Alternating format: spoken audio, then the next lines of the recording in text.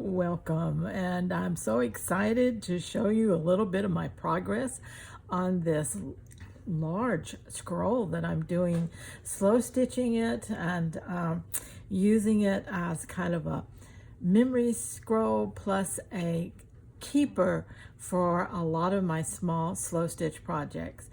And let me show you just kind of a little bit here what this might look like on a rolling pin.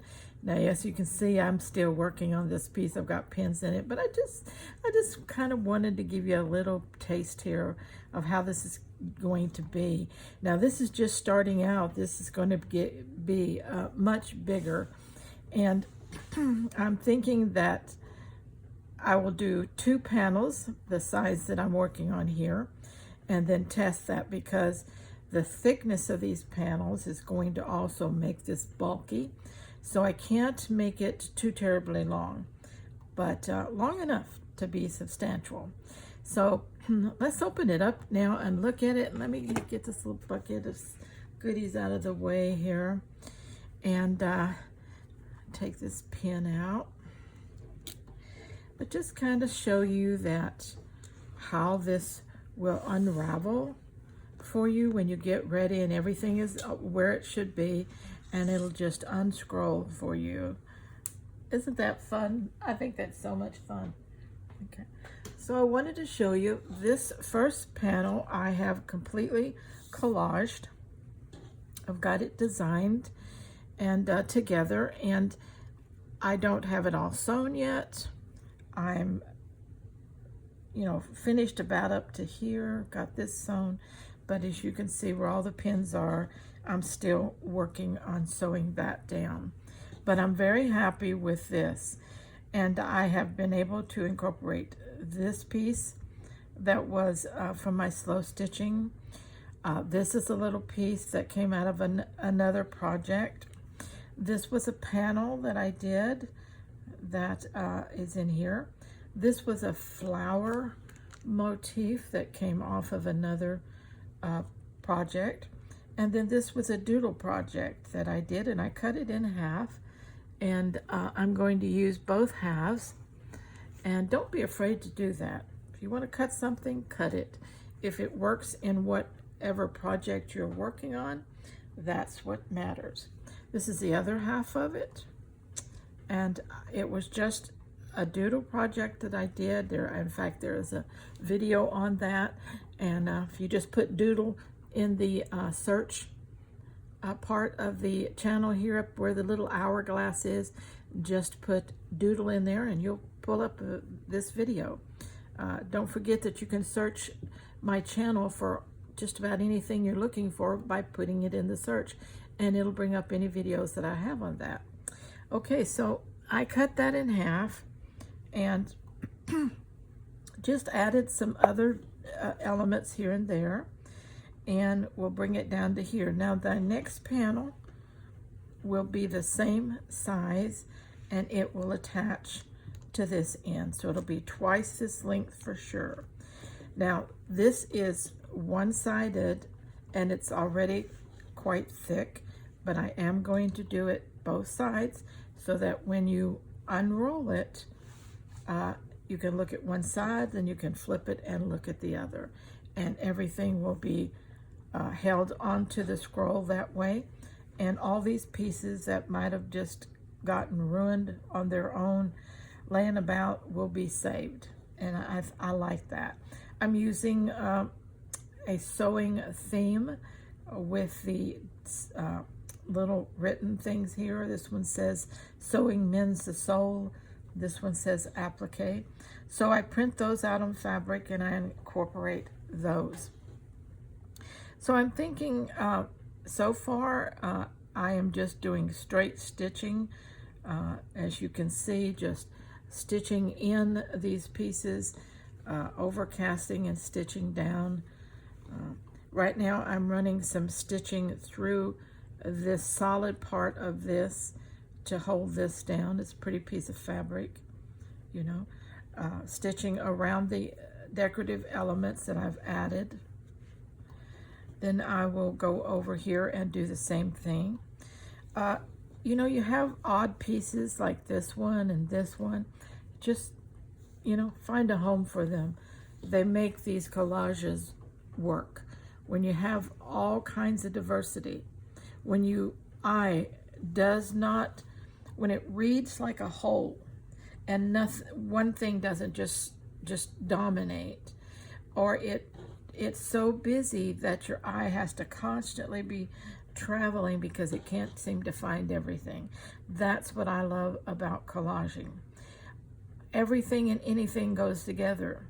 This was a piece of fabric that my brother brought back from Thailand, and it had its own embroidery on it, so I have a little bit of that left, scraps left, and so I just got a piece of that, but it works so good right there. Let's see, this little piece here, I cut off of a garment, something another, but that's, it just had a little, like a stem and a little leaf, and then did nothing, so I took a little circle I had and another little thing here and just put a flower on top of it, okay, and finish that off. And then that works into this very busy doodle piece. And then this piece was just some petal shapes, flower shapes, with a little fiber art worked in that.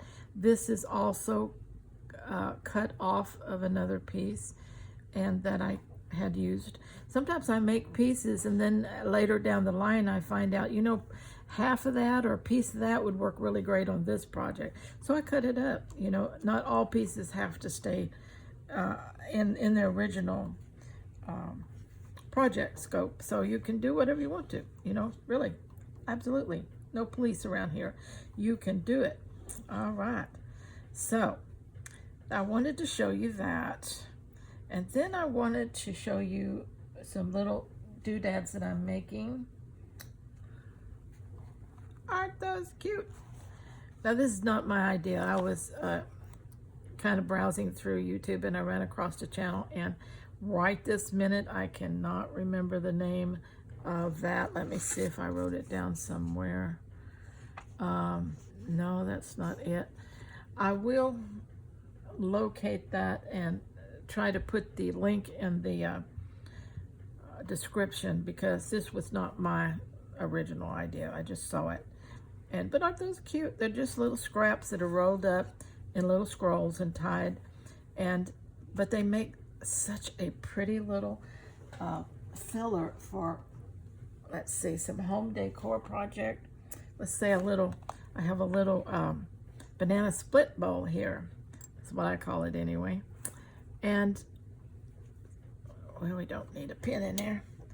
And just some of these placed randomly in there make such a colorful little addition to a room at a table. Or isn't that cute? That is just too cute. Adorable. Love it. Isn't that darling? So if you have some little scraps, I also thought, wouldn't these be really wonderful to like add to your gift wrapping? Put it on, gift it to somebody in a card, on a card. Let's see, what else could we do with them? We could attach them to picture frames and glue them on to picture frames as little ideas. You could string them and make a banner out of them.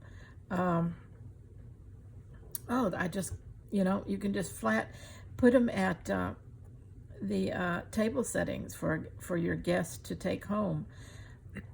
Make party favors out of them. Just whatever you want to do. Now I'm going to put some in my Etsy shop, and that's how I'm packaging them, just an assorted element like that.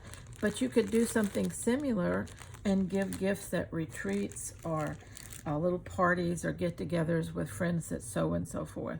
So I just wanted to show you that little episode too. And then I also thought it's possible if you make a wall hanging, wouldn't these be cute added to something that was going to hang on the wall? Wouldn't that be adorable? It would be excuse me, very gorgeous and very dimensional. love that idea too. I got to remember to get my pen out. When I roll it, I stick a pin in there to hold it together until I can get it tied, and sometimes I forget to get my pin out. But anyway, this is, and that's a little something you can do when you don't feel like tackling a bigger project of any kind, okay? So that's another little thing that's going on. And let's see, oh yeah, I wanted to show you my little, I'm making progress on my little coins, my little, where's my little sheet? I don't have one. Oh goodness, where did it go? I'm always losing stuff. For the life of me, I can't find anything when I need it. Okay. Well, anyway, these are also going in my Etsy shop, but these are also great little gifts, little handouts. Just make little fabric pennies.